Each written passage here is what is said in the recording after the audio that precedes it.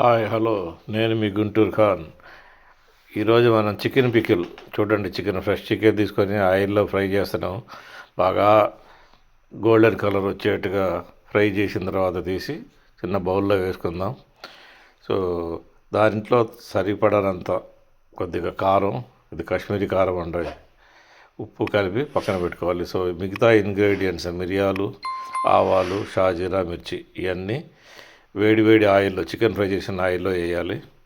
పుదీనా, కరివేపాకు కూడా వేసి ఆయిల్లో వేసి ఫ్రై చేయాలన్నమాట.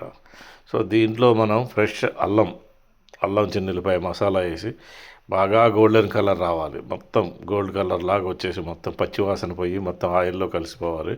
అప్పుడు దాకా దీన్ని బాగా ఫ్రై చేయాలి. ఇదే ఎక్కువ టైం తీసుకుంటుంది మనకి. దీనిలో ఇంకా ముఖ్యమైన ఇంగ్రీడియంట్స్ మెంతిపిండి, నాన్ వెజ్ పికిల్ మసాలా అనమాట, హోమ్ మేడ్, పసుపు, ఆవపిండి. పసుపు వేసి కలిసిన తర్వాత స్టవ్ ఆఫ్ చేసేద్దాం.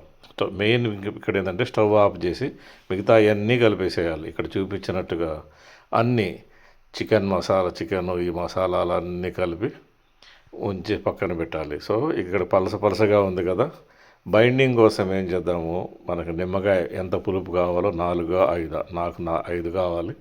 ఈ 5 నిమ్మకాయలని పిండి చికెన్లో కొద్దిగా చల్లారిన తర్వాత కలిపేసా. అంతే, ఫినిష్. సెకండ్ డే చూస్తే చూడండి ఎలా బైండింగ్ అయ్యి ఉందో. ఇది ఫ్రైకి చికెన్ ఫ్రై లాగా ఉందన్నమాట, ఎక్కువ మసాలా ఎక్కువ లేకుండా. టేస్ట్ మావాడు నాకు తినిపిస్తున్నాడు టేస్ట్ కోసం. ఎక్సలెంట్ అదుర్స్ అనమాట. ట్రై చేయండి మీకోసం.